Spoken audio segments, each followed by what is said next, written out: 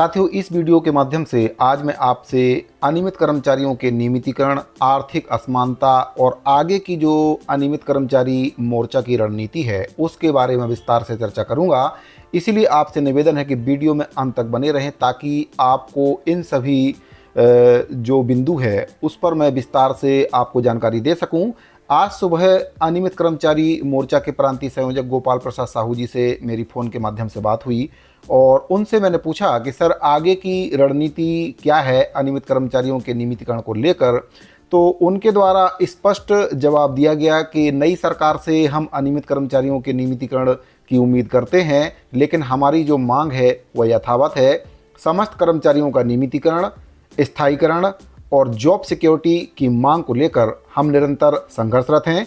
उनके द्वारा बताया गया कि छत्तीसगढ़ अनियमित कर्मचारी मोर्चा के द्वारा छत्तीसगढ़ प्रदेश के शासकीय कार्यालयों में काम करने वाले नियमित और अनियमित कर्मचारियों के मध्य में जो आर्थिक असमानता है प्रशासनिक व्यवस्था के लिए बड़ी ही घातक है। अनियमित कर्मचारियों को नियमित कर्मचारियों से आधे से भी कम वेतन पर काम करना पड़ रहा है। इसलिए अनियमित कर्मचारी वर्ग के जो साथी हैं काफ़ी नाराज हैं और उनमें असंतोष व्याप्त हो रहा है। आपको बता दें कि प्रदेश के शासकीय कार्यालयों में अनियमित कर्मचारी जैसे कि आउटसोर्सिंग, प्लेसमेंट, ठेका, सेवा प्रदाता कंपनी, जॉब दर, संविदा, दैनिक वेतनभोगी, कलेक्टर दर, श्रमायुक्त दर पर काम करने वाले श्रमिक, मानदेय अंशकालिक के रूप में काम करने वाले समस्त कर्मचारी, ये अनियमित कर्मचारी प्रदेश के विकास में बहुत ही महत्वपूर्ण भूमिका निभाते हैं। और एक तरह से अगर बात की जाए तो नियमित कर्मचारी से भी अधिक काम इन कर्मचारियों से लिया जाता है और बदले में नियमित कर्मचारियों से भी आधे से भी कम वेतन इन कर्मचारियों को दिया जाता है। प्रशासनिक दबाव और अधिकारियों के दबाव की वजह से और कई प्रकार की मजबूरियों के वजह से नौकरी से निकाले जाने के डर से ये कर्मचारी इसका विरोध भी नहीं करते हैं और वही वेतन जो इनको दिया जा रहा है उस पर काम करते रहते हैं। कई वर्षों से अल्प वेतन में काम कर रहे हैं और इनको उम्मीद है कि आज नहीं तो कल हमारा नियमितीकरण होगा। वर्तमान सरकार के द्वारा भी ऐसे कई वादे अपने जनघोषणा पत्र में किए गए थे कि रिक्त पदों में नियमितीकरण की कार्रवाई की जाएगी, किसी की भी छटनी नहीं की जाएगी, प्लेसमेंट और ठेका प्रथा को समाप्त किया जाएगा, कर्मचारियों को विभागों में समायोजित किया जाएगा। लेकिन ऐसा कुछ भी जो वर्तमान सरकार है उनके द्वारा नहीं किया गया, जिससे कर्मचारी काफ़ी मायूस हुए हैं। छत्तीसगढ़ के कर्मचारियों को काफ़ी उम्मीद थी कि अंत में 5 वर्ष जब सरकार के पूरे होने वाले थे तब अंतिम बजट पेश होने वाला था। उस समय भी काफ़ी उम्मीद थी कि इस बजट में ज़रूर अनियमित कर्मचारियों के लिए सरकार कुछ न कुछ प्रावधान करेगी, लेकिन प्रावधान नहीं किया गया, जिससे अनियमित कर्मचारी काफ़ी नाराज हुए। आपको बता दें कि 5, 10, 15, 20 और 25 वर्षों से भी अधिक समय से ये कर्मचारी आर्थिक और मानसिक शोषण का शिकार प्रशासनिक रूप से हो रहे हैं और नियमित कर्मचारी से आधे से भी कम वेतन पर काम करने के लिए काफ़ी इन कर्मचारियों को मजबूर होना पड़ रहा है। वर्तमान में इनकी जो स्थिति है मध्यकालीन बंधुआ मजदूर से भी बदतर इनकी स्थिति है।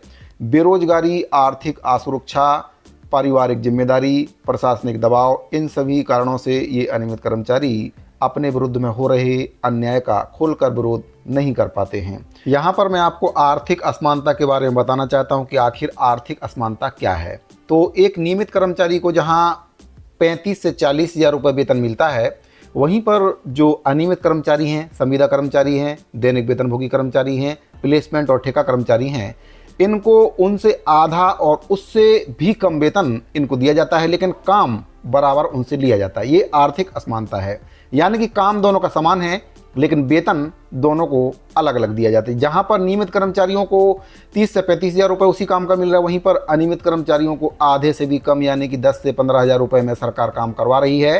तो प्लेसमेंट और ठेका कर्मचारी हैं, उनकी स्थिति और भी ख़राब है। उनसे काफ़ी ज़्यादा कार्य लिया जाता है, छुट्टी के दिन में भी उनसे कार्य लिया जाता है, ठेकेदारों के द्वारा उनका आर्थिक शोषण किया जाता है और समय पर वेतन भी नहीं दिया जाता है। तो साथियों, ठेकेदारों के द्वारा जो अन्याय किया जा रहा है उसके खिलाफ कई बार ठेका कर्मचारियों ने, प्लेसमेंट कर्मचारियों ने आवाज़ उठाई, जिसका उनको परिणाम भुगतना पड़ा। कईयों की नौकरी चली गई, कईयों की वेतन काट दी गई और कईयों को नौकरी से निकालने की धमकी दी गई।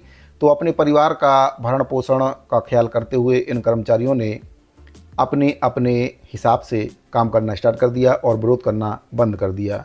तो आपको बता दें साथियों कि कांग्रेस पार्टी के जो वरिष्ठ नेता हैं राहुल गांधी जी, उनके द्वारा कई बार सार्वजनिक मंचों पर आकर प्लेसमेंट जो प्रथा है उसको बंद करने की बात कही जाती है, लेकिन उस पर अमल आज तक खुद उनकी सरकार के द्वारा नहीं किया गया है। आप सुन सकते हैं वीडियो में। जो नया फैशन बना है बीजेपी की सरकारों में आउटसोर्सिंग का, कि आपको रोजगार नहीं देंगे और पूरा का पूरा फायदा आउटसोर्स करके अपने लोगों को दे देंगे, बीजेपी के संगठन को दे देंगे।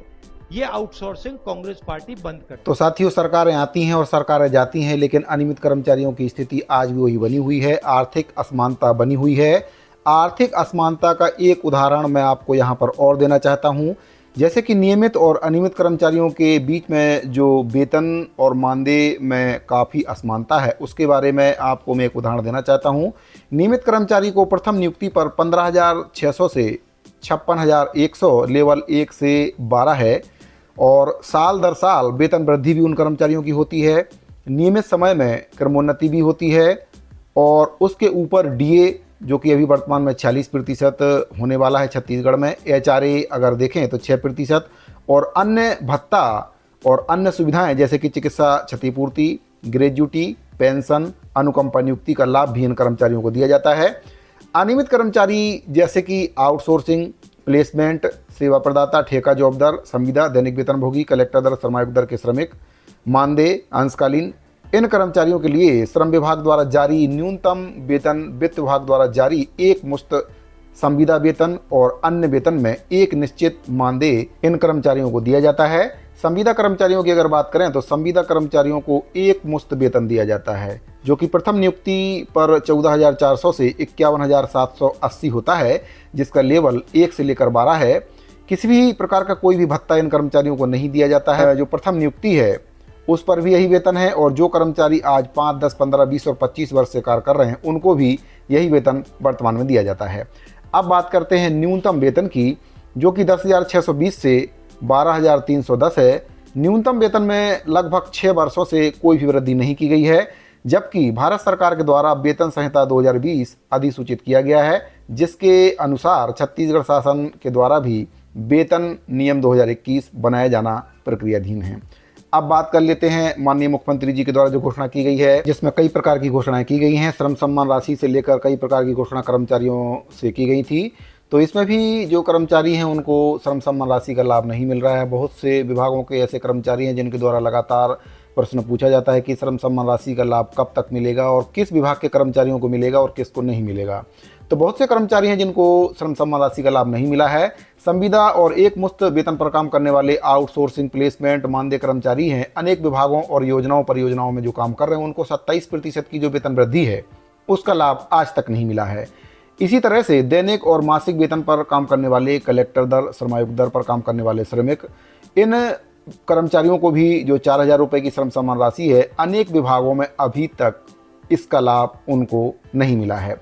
वहीं पर अगर हम बात करें मध्याह्न भोजन रसोइया कर्मचारियों की, तो इनको प्रतिमाह 500 रुपये जो अधिक वेतन देने की बात की गई थी, 500 रुपये का अतिरिक्त वेतन के अलावा इनको दिया जाएगा, उसका लाभ भी अभी तक इन कर्मचारियों को नहीं मिला है। तो साथियों, नियमित कर्मचारी और अनियमित कर्मचारियों में ये कुछ असमानताएं हैं जो मैंने आपको बताई हैं कि नियमित कर्मचारियों को जहां पर अधिक वेतन मिलता है वहीं पर अनियमित कर्मचारियों को आधे से भी कम वेतन उनको दिया जाता है और वो भी उनको समय पर नहीं दिया जाता है।